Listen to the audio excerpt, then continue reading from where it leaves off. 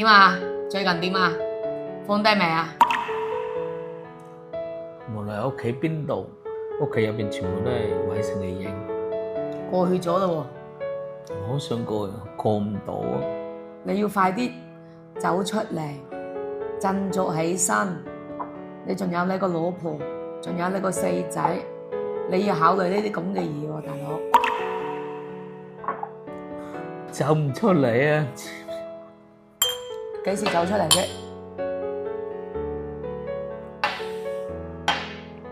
酒係陪咗你飲啦，幾時走出嚟？呢個係好重點。偉成真係好暖心嘅細路哥，相信你都係因為佢好暖心、好乖巧、好聽話，你先會同佢有咁多交集。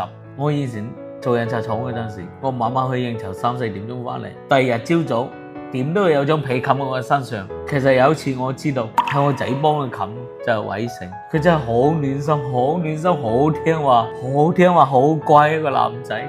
咁而家放喺邊度啊？放喺殯儀館定係放喺邊度？我睇到好多地方，雖然飛蛾係貴啲，但我覺得寶林寺嗰度乾淨。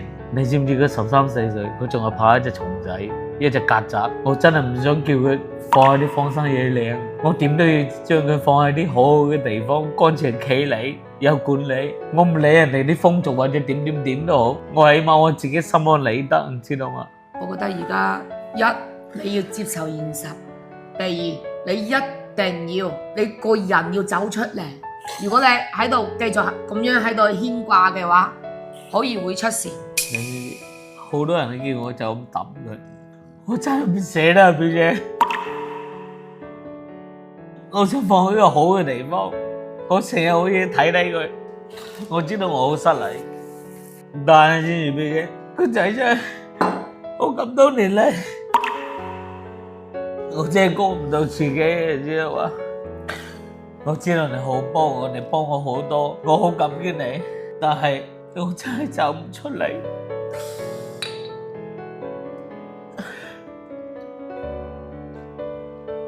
我同你講啊，今晚呢餐飯你一定要走出嚟，你信我。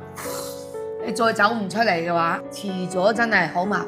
你又走唔出嚟，你老婆又走唔出嚟，好影響好大㗎。你知唔知？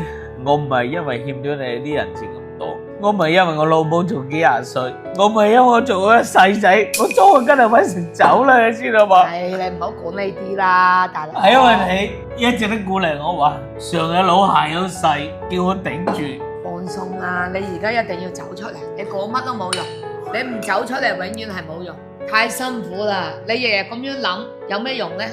冇用啊，大佬！